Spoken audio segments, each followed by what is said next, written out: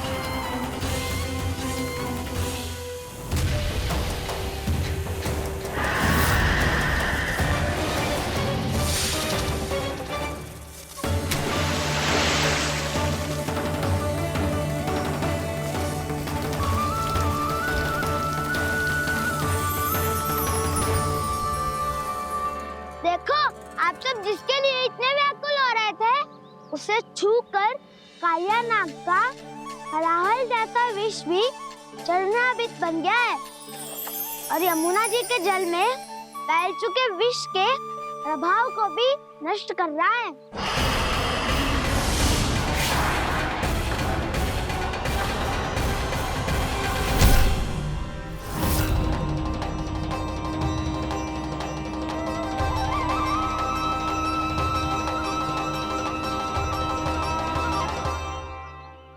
धर्म रक्षक, अधर्म विनाशक प्रभु श्री कृष्ण का कौशल सचमुच अद्वितीय है।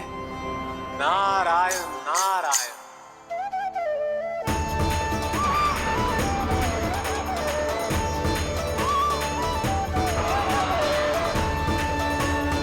मेरा भार तुम्हारे भीतर के अहंकार का प्रतीक है कालिया। अब तुम्हारा अहंकार, तुम्हारा अभिमान मेरे पाँव के नीचे है और तुम्हारी पूंछ अर्थात तुम्हारे प्राण मेरे हाथ में। अब तुम क्या करोगे भक्त?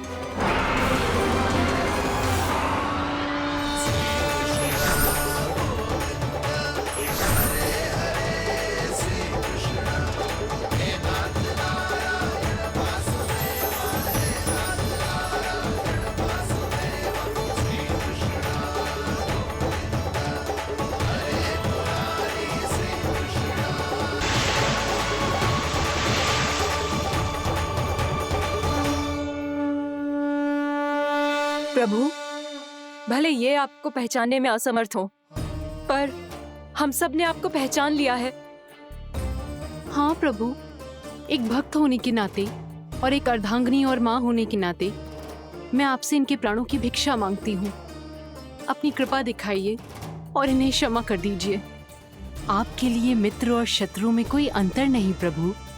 उसी तरह आपकी कृपा और दंड में भी कोई अंतर नहीं। दोनों दया ही तो हैं, अकारण ही किसी को प्राप्त नहीं होती। हमें विश्वास है कि हमारे पति को मिला ये दंड कोई अभिशाप नहीं है, आपका वरदान है। ये सत्य है प्रभु कि इनसे बहुत से पाप हुए हैं। इनके विष से बहुत सारे जीव जंतु को हानि पहुंची है, पर अब आपके चरण इनके शीश पर पड़ गए हैं। ऐसी कृपा तो बड़े बड़े महान महात्माओं को भी दुर्लभ है, और इन्हें प्राप्त हुआ तो अवश्य ही ये किसी महान पुण्य का ही फल है। हे प्रभु, उन्हीं पुण्य कर्मों की शक्ति का आह्वान कर मैं आपसे विनती करती हूँ, इन्हें प्राण दान दीजिए। मैं अपने इस भक्त को क्षमा अवश्य करूंगा देवियों, यदि ये अपने अहंकार को त्याग कर मुझे पहचान ले तो।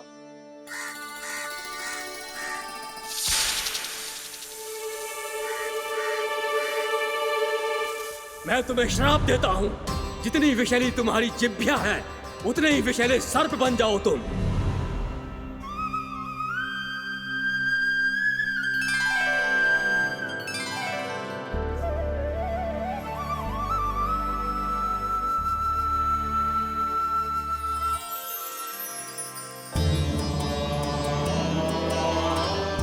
नारायण, मुझे क्षमा कीजिए नारायण।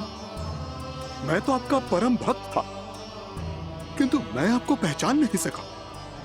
इसका दंड तो मुझे मिलना ही था, किंतु मैं अब प्रायश्चित करना चाहता हूं। इसके लिए यदि आप मेरे प्राण भी ले लेंगे तो भी मुझे कोई दुख नहीं होगा। मैं अपना जीवन, मृत्यु और अपना अस्तित्व सब कुछ आपको समर्पित करता हूं।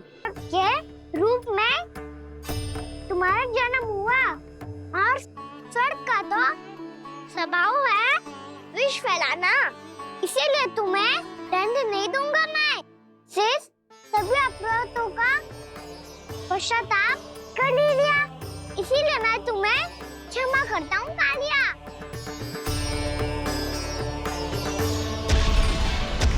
पर तुम्हें यहाँ से दूर समुद्र के बीच जाकर रहना होगा, जहाँ किसी निर्दोष का जीवन तुम्हारे विष से प्रभावित ना हो। मैं चाहकर भी आपकी इस आज्ञा का पालन नहीं कर सकता। मैं असमर्थ हूं प्रभु, क्योंकि यदि मैं इस क्षेत्र को छोड़कर गया तो मेरी मृत्यु निश्चित है। आपसे क्या छुपा है प्रभु? आप तो जानते हैं कि सर्प जाति और आपके वाहन गरुड़ के बीच अनंत शत्रुता चल रही है, जिसका प्रारंभ नागों के द्वीप नागालय से हुआ था। उस द्वीप पर छोटे जीवों को निगल जाने के लिए सर्प थे, और गरुड़ को सर्पों का स्वाद बहुत प्रिय था, इसलिए वो बार बार नागद्वीप जाने लगा था। पर इस कारण पूरी सर्प जाति उससे आतंकित हो गई थी। इसलिए जब भी गरुड़ वहां पहुंचता तो सभी सर्प छिपने लगते। जब गरुड़ को इसका आभास हुआ तो उसे बड़ा क्रोध आया और वो उत्तेजना में भरकर सर्पों का शिकार करने लगा। भूख ना होने पर भी उन्हें मारने लगा। अब सर्पों के प्राण हरना उसके लिए खेल बन गया था। इस भीषण समस्या का समाधान ढूंढने के लिए पूरी सर्प जाति महान सर्प वासुकी के सामने इकट्ठी हुई। हे महान वासुकी, हमारी सहायता कीजिए। नागद्वीप पर गरुड़ ने आतंक मचा दिया है। पहले तो वो हमें अपना भोजन बनाता था, लेकिन अब हम उसके खेल का साधन बन चुके हैं। भूख हो या ना हो, जब तब आकर वो हमारे प्राण हर लेता है। अनुचित हिंसा के इस प्रथा का आरंभ सर्पों ने ही किया है। पहले आप सबने पूरे द्वीप पर अधिकार कर लिया, फिर आहार के साथ साथ आनंद के लिए भी आप सभी ने निर्दोष जीवों की हत्या की। और जब सृष्टि का संतुलन बनाए रखने के लिए गरुड़ आपको अपना आहार बनाने आया, तो आप सब अपने प्राणों की रक्षा के लिए छिपने लगे। तो फिर गरुड़ का उत्तेजित होना तो स्वाभाविक ही था। नागनाथ, जो हमने अन्य जीवों के साथ किया वही अब हमारे साथ हो रहा है, परंतु ये भी तो सृष्टि के संतुलन के विरुद्ध ही है ना? अवश्य है, इसलिए मैं गरुड़ से चर्चा करूंगा। धन्यवाद प्रभु।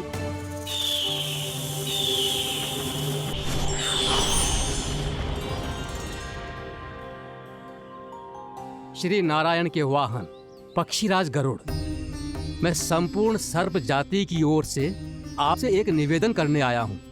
कहिए, क्या कहना चाहते हैं आप? हे पक्षीराज, यदि आप हम पर ऐसे ही आक्रमण करते रहे तो शीघ्र ही हमारी प्रजाति समाप्त हो जाएगी।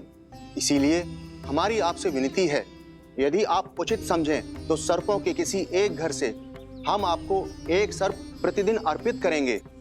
आप उसको आहार बनाइए और अन्य सर्पों को जीवित रहने का अधिकार दीजिए। मुझे स्वीकार है। तब से प्रतिदिन किसी एक घर से एक सर्प गरुड़ के भोजन के लिए भेजा जाने लगा। समय के साथ मेरे घर की भी बारी आई, परंतु मैंने एक बहुत बड़ी भूल कर दी। समय आ गया है स्वामी, आज गरुड़ के आहार के लिए इसे चुना गया है। कौन है ये गरुड़ और क्यों दूं मैं इसे कोई भेंट? स्वामी, सभी सर्प राज्यों और गरुड़ के बीच में यही समझौता हुआ है, हमें इसका सम्मान करना ही होगा। मैंने कोई समझौता नहीं किया, मैंने कोई वचन नहीं दिया और ना ही मैं किसी गरुड़ से भयभीत होता हूँ। यदि इस राज्य में किसी को सर्पों को अपना आहार बनाने का अधिकार है तो वो केवल मुझे है। अब से गरुड़ को दी जाने वाली हर भेंट मुझे दी जाएगी, महाविषधारी महान नागराज कालिया को। यह और कुछ नहीं, मेरा अभिमान था प्रभु, और यह मेरे इस जन्म की सबसे बड़ी भूल थी, क्योंकि फिर जब गरुड़ को इस बारे में पता चला तो। कालिया, अभिमान में आकर तूने अपने काल को ललकारा है। जिस कालिया के नाम में ही काल छिपा है, तू उसे ललकारने का दुस्साहस कर रहा है गरुड़। स्वयं को भगवान विष्णु का वाहन कहता है तो वाहन का ही कर्म कर। स्मरण रख, इस धरती के सर्वश्रेष्ठ योद्धाओं के लिए भी मैं मृत्यु का दूत हूँ। विनाश काले विपरीत बुद्धि। तुझ जैसे मूर्ख सदा इस युक्ति को सार्थक करते आए हैं। अपने विनाश को आमंत्रण किया है तो अब भोग।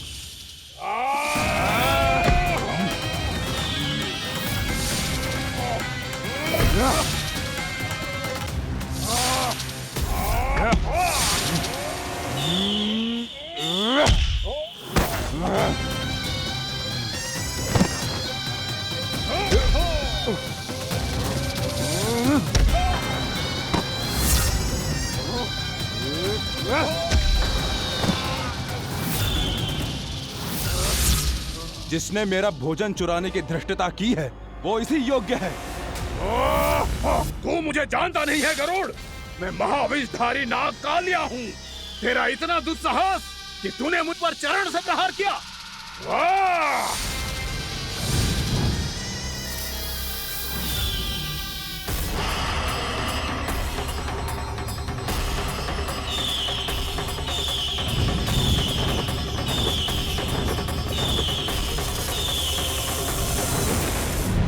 मैं अपने अभिमान में भूल गया था कि गरुड़ मुझसे कहीं अधिक शक्तिशाली है।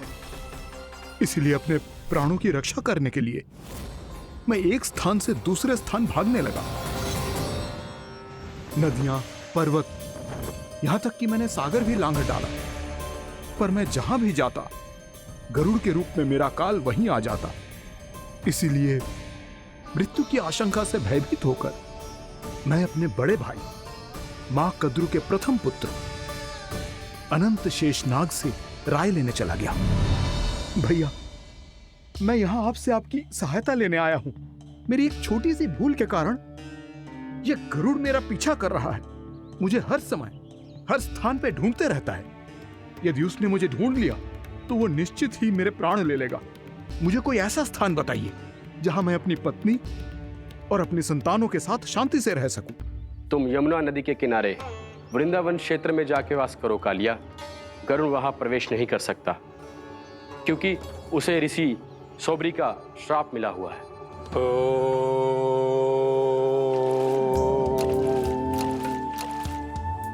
ध्यान और तपस्या का नित्य कर्म करते हुए ऋषि के मन में मछलियों के प्रति प्रेम भाव इतना बढ़ गया कि वो भूल गए सभी जीव खाद्य श्रृंखला का भाग होते हैं और मछलियां भी इस नियम की अपवाद नहीं है। उन्हें मछलियों की अटखेली इतनी अच्छी लगने लगी कि वो इस क्षेत्र के मछुआरों को भी मछली पकड़ने की अनुमति नहीं देते थे।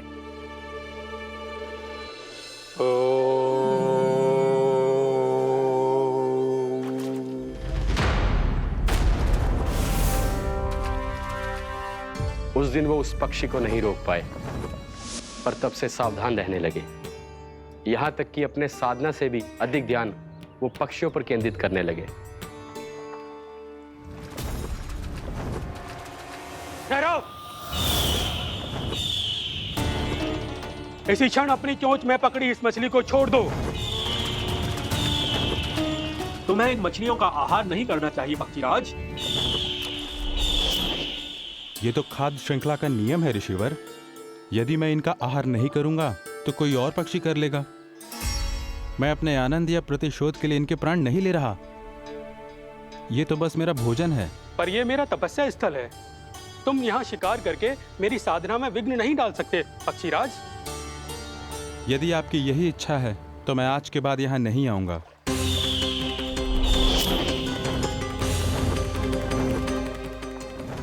पर आज ये मछली मेरे आहार के रूप में पकड़ी जा चुकी है। मैं वचन देता हूँ ऋषिवर, इस स्थान पर यह मेरा अंतिम शिकार होगा।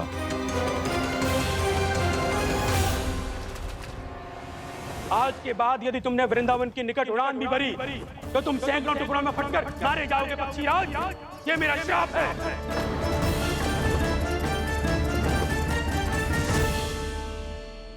और इसीलिए भैया शेषनाग के सुझाव के अनुसार मैं यहां आ गया। पर अब यदि मैं कहीं और जाऊंगा तो मेरे प्राण नहीं बचेंगे प्रभु। डिस्टेंट रहो कालिया। अब से गरुड़ तुम्हें कोई हानि नहीं पहुंचाएगा।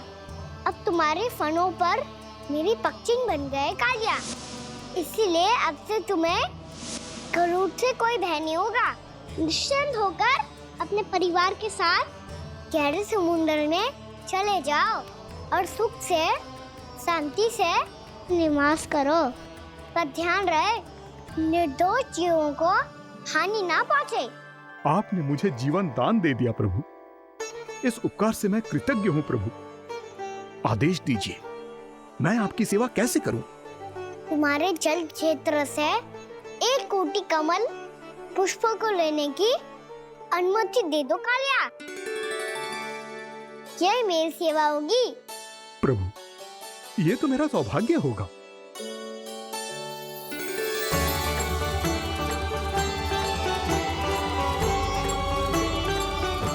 एक कोटि के स्थान पर हम 3 कोटि कमल पुष्प ले आए प्रभु। मैं तुम्हारी सेवा भाव से प्रसन्न हुआ कालिया। रमनाक द्वीप पर चले जाओ ताकि तुम्हारे कारण फिर कभी किसी निर्दोष जीव को हानि ना पहुंचे और न ही तुम्हारा विष मेरे प्रिय यमुना नदी के जल को दूषित कर पाए। मैं तुम्हें आशीर्वाद देता हूँ। आज यहाँ मेरे द्वारा तुम्हें दिए गए इस आदेश का स्मरण जो भी भक्त करेगा और प्रातः काल और संध्या काल में इसका उच्चारण करेगा, उसे फिर कभी किसी संकट से कोई भय नहीं होगा। ये स्थान अब से काला कुंड के नाम से जाना जाएगा। यहाँ पर स्नान करने वाला और देवताओं को इस क्षेत्र से जल का अर्घ्य देकर प्रसन्न करने वाला भक्त यदि मेरा स्मरण करके पास रखेगा तो वो अपने सभी पापों से शीघ्र ही मुक्त हो जाएगा।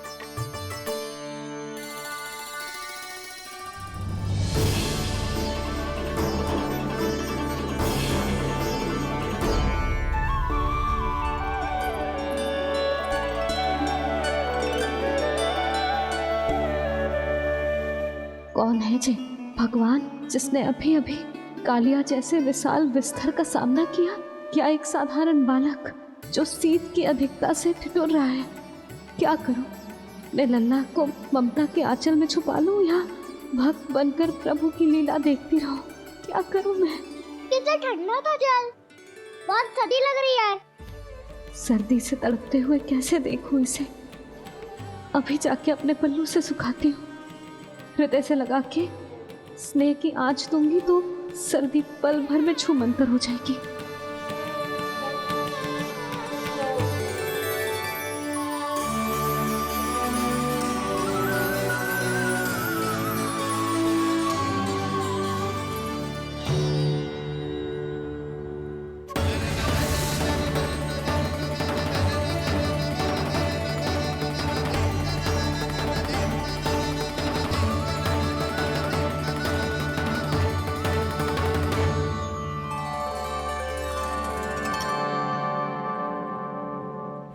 मेरी आवश्यकता ना है इसे। ये तो सच्ची में भगवान ही है। जिसकी ठंड दूर करने के लिए स्वयं द्वादश आदित्य प्रकट हो गए।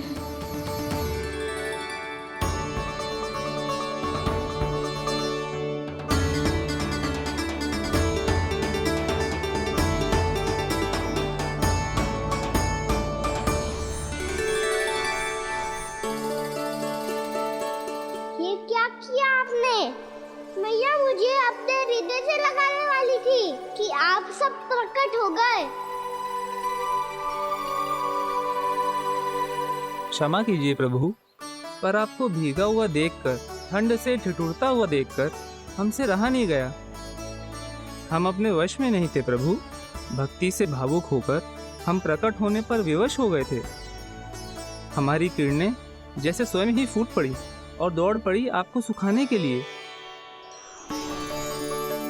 मैं आपका प्रेम, आपकी भक्ति समझता हूं आदित्यगण, और इसीलिए इस समय मैं जहां खड़ा हूं, इस स्थान को द्वादश आदित्य टीला के नाम से जाना जाएगा।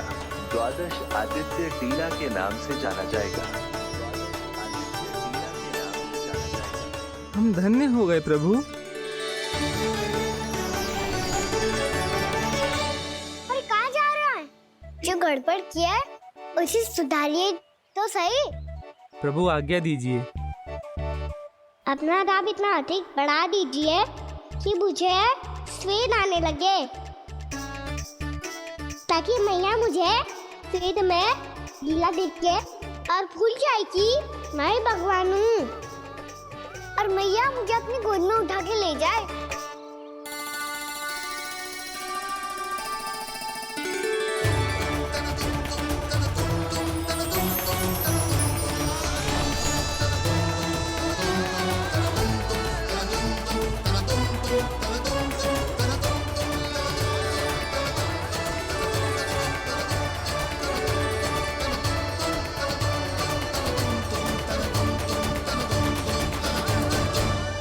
गर्मी क्यों लग रही है यहाँ? स्वेद की एक बूंद भी आती थी तो मैं अपना आंचल लेकर पहुंच जाती थी इसके पास। जानती ही नहीं थी कि चेतु स्वयं वायुदेव को आदेश दे सकते हैं कि वो बहने लगे और उसका सारा स्वेद सुखा दे। वायुदेव की आवश्यकता नहीं है मैया, मुझे आप ही चाहिए। लगता है जिस बात का भय था वही सत्य होने लगी है। भैया मेरे भगवान रूप को भूल नहीं पाएगी, और अब मेरे लिए उनके सत्य छुपा कर रख पाना कठिन हो जाएगा। कृष्णा कृष्णा हरे कृष्णा कृष्णा कृष्णा मुरली मनोहर कृष्णा गोपाला गोविंदा हे दामोदरा।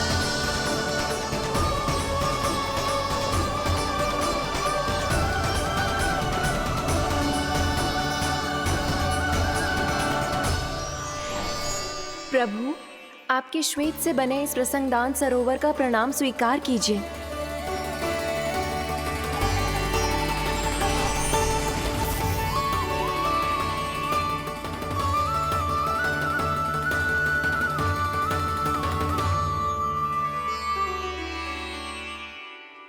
ओहो, इस चमत्कार को देखकर भैया को और भी अधिक विश्वास हो जाएगा कि मैं भगवान ही हूँ। अब कैसे मनाऊं मैया को कि मैं ही इनका लाई हूँ? बाबा है ना, अब तो यही सहायता करेंगे। श्री कृष्णा